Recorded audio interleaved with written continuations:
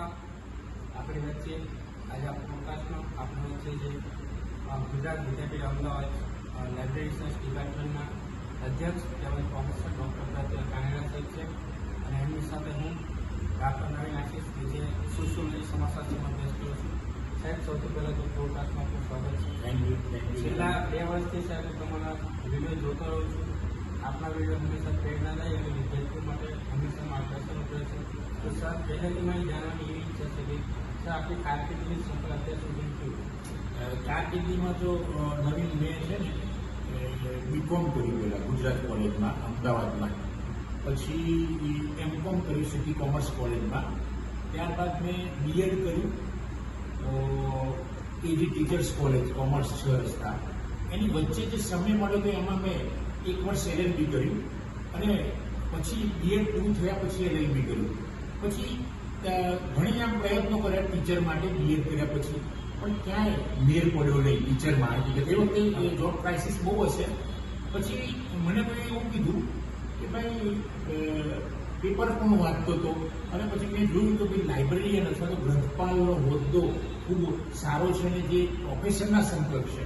એટલે પછી મેં લાઇબ્રેરી સાયન્સમાં પ્રવેશ લીધો અને BLISCમાં મારો 2nd નંબર યુનિવર્સિટી આવ્યો, MLISCમાં ગોલ્ડ મેડલ મળીને નેટ પાસ થયો અને તરત જ મને કડીમાં જોબ પડી ગઈ, કડી સર્વવિદ્યાલય.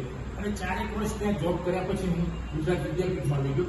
સફળ તો બહુ સંઘર્ષમય છે, પણ સંઘર્ષમાં પણ એક આનંદ હતો, એટલે ખૂબ મજા આવતી હતી. અને તમે આ જે પૂછવાની ખૂબ સરસ વાત કરી, એ બહુ આનંદ થયો. કારણ કે તમારો આ વિડીયો, તમે મારું ઇન્ટરવ્યૂ લઈ રહ્યા છો, સોશિયોલોજીના વિદ્યાર્થી છો, આટલી નાની ઉંમરે સરસ તમે ઇન્ટરવ્યૂ લઈ રહ્યા છો, એટલે તમને જોઈને બીજાને પણ મોટિવેશન મળશે નવીન. ઓકે, બોલો. સર, હું કદાચ એવું કહેવા માંગુ છું કે જે તમે વાત કરી કે સફળતાનો અત્યાર સુધી એવો સંઘર્ષ નથી, પરંતુ સર હું એવું કહીશ કે જે તમારો સફળ હતો એમાં તમે કેવી રીતે તમને પ્રેરણા મળી? કે હું અધ્યાપક રૂપે તો શૈક્ષણિક કાર્યમાં છું, પણ વિડીયોના માધ્યમથી વિદ્યાર્થીઓ વિડીયો બનાવવાની પ્રેરણા તો મને મારા વિદ્યાર્થીઓ જોડેથી જ મળી. કોરોના સમય ચાલતો હતો તો વિદ્યાર્થીઓને કેવી રીતે ભણાવવા, બરાબર, તો ઓનલાઈન ભણાવતા હતા, પણ એમાં મને સંતોષ ના થાય. પછી મેં વિચાર કર્યો કે વિદ્યાર્થીઓના માટે મારા વિષયમાં વિડીયો બનાવતો. થોડાક શરૂઆત કરી મારા વિષયમાં લાઇબ્રેરી સાયન્સમાં ક્લાસિફિકેશન, કેટલોગિંગ, અમારું લાઇબ્રેરી મેનેજમેન્ટ હોય કે ઇન્ડેક્સિંગ હોય કે માર્કેટિંગ હોય, એ બધામાં મેં શરૂઆત કરી. તમારા જેવા યુવાનો માટે એ વખતે તો ઘણા માણસો બહુ ડિપ્રેશનમાં હતા કોરોના વખતે, તો મેં એમના માટે, હું પણ પોતે ડિપ્રેશનમાં હતો. એવું કોરોના વખતે બધા જ માણસો કોઈને કોઈ ચિંતામાં ડિપ્રેશનમાં હોય, છતાં પણ મેં એ પરિસ્થિતિમાંથી બહાર નીકળીને મેં વિડીયો બનાવવાની શરૂઆત કરી. અને મને તમારા જેવા મિત્રો વિદ્યાર્થીઓએ કહ્યું અને મને પણ મોટિવેશન મળ્યું. એ મારા વિદ્યાર્થીઓને બધા જ મારા એટલે મારા જ નહીં, પણ જે મારો વિડીયો જોતા હતા એ બધા જ વિદ્યાર્થીઓ પણ મારું મોટિવેશન છે. તમારા જેવા તમે આજે કીધું કે હું તમારો ફોલોવર છું, તમારા વિડીયો ખૂબ જોયા છે અને મને તો એ બધા મારી પ્રેરણા છે. એટલે મને કોરોના વખતેથી આ આઈડિયા રહ્યો છે, ધીમે ધીમે બનાવતો ગયો. અત્યારે તો મેં ટેવ પાડી છે કે રોજનો મિનિમમ એક વિડીયો બનાવવાનો, અને એ તમારા જેવા મિત્રો, યુવાનો, એ જ મારી પ્રેરણા છે.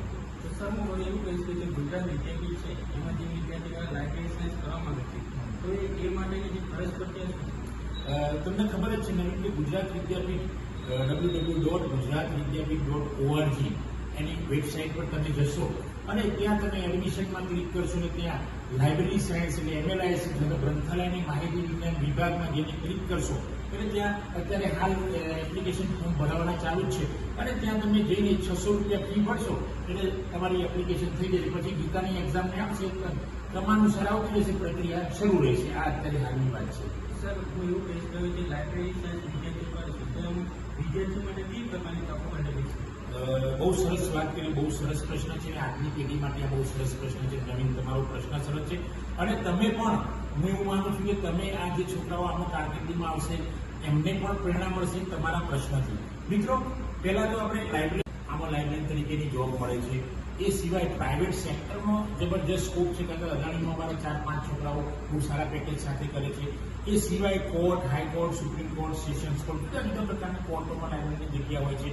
એ સિવાય ઓર્ગેનાઇઝેશન, NGOs, તો UNO છે, યુનેસ્કો છે, વર્લ્ડ હેલ્થ ઓર્ગેનાઇઝેશન, આવા ઓર્ગેનાઇઝેશનમાં પણ જોબ મળે છે. અને અત્યારે તો પ્રાઇવેટ યુનિવર્સિટીનો બહુ ખુલી છે. અમારો એક જ છોકરો બેકાર નથી અત્યાર સુધીમાં, હું એવું કહું છું. કારણ કે મને એવો વિશ્વાસ છે કે બધા જ છોકરાઓ અત્યારે હમણાં જ બહાર પડ્યા અમારા, હજી તો પરીક્ષા લીધી છે, 4 છોકરાઓ સેટ થઈ ગયા છે. એટલે પછી ગવર્મેન્ટની અંદર ગૌણ સેવા પસંદગીની 186 જગ્યાઓ પડી, એમાં ઘણા છોકરાઓ લાગશે. એ સિવાય એ પબ્લિક લાઇબ્રેરી જે છે એ પબ્લિક લાઇબ્રેરીનું પણ છે. એ સિવાય તમે ઇન્ટરનેશનલ કક્ષાએ તમે ફોરેન અબ્રોડ જઈને પણ ભણી શકો છો. તો આમાં સ્કોપ ઘણા બધા છે. હું ગણાવું તો લગભગ અડધો કલાક નીકળી ગયા અને શોર્ટમાં વાત કરી છે. હવે બોલો નવીન સર, તમારે. અંતિમ ખાલી કે જે લાઇબ્રેરી સાયન્સ કરવા માંગતી વિદ્યાર્થી માટે સર આપણા માટે જે સંદેશ આપવાનો. મિત્રો, લાઇબ્રેરી સાયન્સ જે કરવા માંગતા હોય, નવીનના કહેવાથી હું કહું છું કે આપ પધારો અમારા ડિપાર્ટમેન્ટમાં. ખૂબ મજા આવશે ભણવાની તો તમને ખૂબ મજા આવશે, પણ તમને નોકરી કરવાની પણ એમાં ખૂબ મજા આવશે. એટલે બધામાં મજા આવશે, બરાબર? ઓકે, થેન્ક યુ દોસ્તો.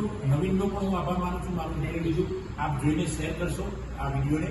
અને જય હિન્દ, જય ભારત.